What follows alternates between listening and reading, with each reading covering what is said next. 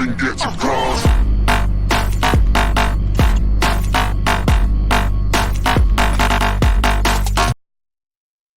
Hello guys, welcome back to the channel. Thomas with Tab Gaming here. Hope you're having a good day, and I apologize if I sound a little funny and getting over a cold, but let's get right into it. Today we have some gameplay from the Modern Warfare beta, and the map we are on is a night version of one of the maps that they've been using for the beta.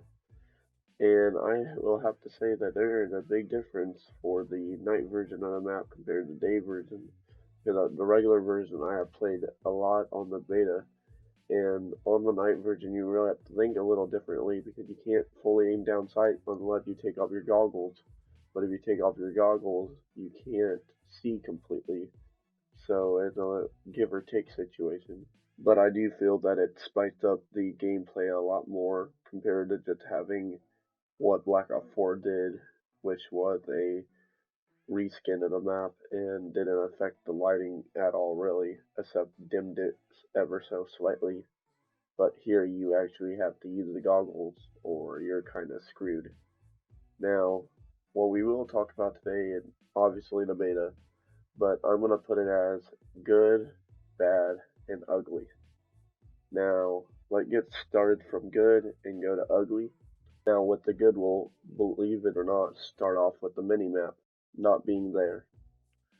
I think it's a good idea in my opinion because the minimap is replaced by a compass a lot like Black Ops 4 Blackout was, and it's very nice because it makes callouts a bit easier because you can say 220 instead of building by other building by other building that not everybody's going to recognize. But if you look 220 in the general direction of from where you're standing, with there's even a call out sign below it, that is very helpful and useful. Now I'll talk more about the minimap in the ugly, but for right now I will tell you that I personally enjoy not having a minimap. I think it makes it a little harder for some people that like to just camp in a certain spot. They don't have that information just to know where to camp, but it does aid some people as far as if they never really use the minimap in the first place, it's not really going to affect you. I think for the tactical players that will worry about it, I feel like the majority of tactical players will enjoy it just for the simple reason that there are simple callouts that you can look at your screen and see what you need to say instead of come up with grandma's house or broken and only half the people that are random knows what you mean. Now the second thing we'll talk about is something that I've already gave my 2 cents on from the alpha, which is the gunplay and the animation with the guns are really nice. And with the beta they've been able to show it off even more just because they've added a greater variety of guns and different attachments you can use, and they just raised the rank from 10 to 20 as far as level capping. So as of the time of me recording this, there is still something to explore as far as your options with the guns in the PlayStation beta, and I imagine there will be even greater options when it's open to Xbox and PC next weekend. Now the last little bit I'll talk about for the good on the beta is that they have really split up the different little things that people don't think about that made the game a lot different when you put it as a whole package, which is bringing a new life into something that's been played over and over as far as the Call of Duty formula, such as the gunplay and the night maps and the different modes they've added through the beta, like HQ and Cyber Attack. These are nice additions to the game that are breathing some new life and I believe the community will enjoy trying the new additions out and the improved additions that they have added to the game. Now, I think we have more to look at than what's going to be on the beta, but what they have shown on the beta has been nice. Now, moving on to the bad, the first thing I want to tackle is mantling. It's a bit clunky at times, Sometimes it works amazingly, and other times you just can't mantle an object that you know you should be able to.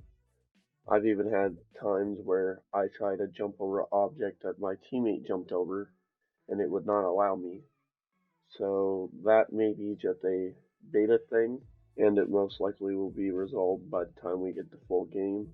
But it's just something I need to point out because it can affect the gameplay quite a bit. With that being said, the second thing I would like to talk about for the bad category is the deployable shield, which is a specialist item that I have used during the whole entire beta. Now, the complaint I've heard with it is it's not strong enough for bullet damage and explosions. I can agree with the bullet damage because I have seen it get shot up rather quickly and just fall apart and not really do much protecting on that end. But I feel like if it protects you from one explosion and then it won't be usable, then that's alright because it's not a hard item to get in the game. So it shouldn't be something that is overpowered as far as protecting you from anything and everything. Now, the last thing I would like to talk about for the bad category is defusal time on the game mode cyber attack because the defusal is way too quick because there is no reaction time allowed in that small gap because it feels like it's only like 3 seconds, where on like a search and destroy in Black Ops 4 was a little bit longer, which does make a difference when you're trying to just run up the stairs and the stairs isn't that far of a run. Now, the whole thing with all three of these items on the bad categories is they can be fixed before the full product is out, so it's not that big a deal. Now, these last few for the ugly are required to be fixed just to have a full game experience when it releases in October. The first one we'll talk about is inviting a friend. Now, the reason this is an issue is through my experience playing the beta, the friends list was split into Activision friends and PlayStation friends, which is alright, but friend didn't show up on either list, so it became very difficult to try to invite somebody, and ultimately if I wanted to play with someone I had to join their games or try to join through their profile on PlayStation. So I feel like that's a high priority that they need to fix before the game fully releases. Now the next one I'll talk about is reviving, which was shown off in HQ and Cyber Attack. But the problem is half the time when you would try to revive somebody, it wouldn't respond, or there would be a major lag in the input. So you would end up getting killed before you could even revive your teammate because of a malfunction with the game. Now, like a lot of the other issues, as long as it's fixed before the full game, it'll be alright. Now, I want to move on to our last one, which is, believe it or not, the mini-map.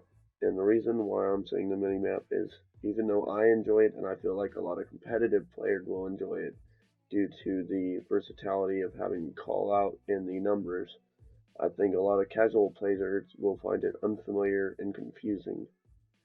But this is something that I feel like this is more of how the community feels about it as a whole, and of a majority of players enjoy it, then they'll probably keep it. But they may have to compromise with having the mini-map in if too many players, that is their whole base, don't enjoy it and feel like it's a distraction instead of helping the game progress into a new era of Call of Duty. Now, as you may notice, I sped through a lot of the ugly and the bad, and that's mostly because they were just more of nitpicky things that will most likely be resolved by the end of the beta. But I did want to bring them up just to people that weren't able to find the beta, just in case those are in the base game when it releases. So it's a 50-50 chance of what may happen with the negative sides. But overall, I feel like the good outweigh the bad when it comes to the beta, and a lot of you that are still iffy about it will be able to check when it comes out next weekend for everybody. But with that, I appreciate you guys stopping by the channel. Let me know your thoughts about Modern Warfare 2019 down below. And with that, see you next time.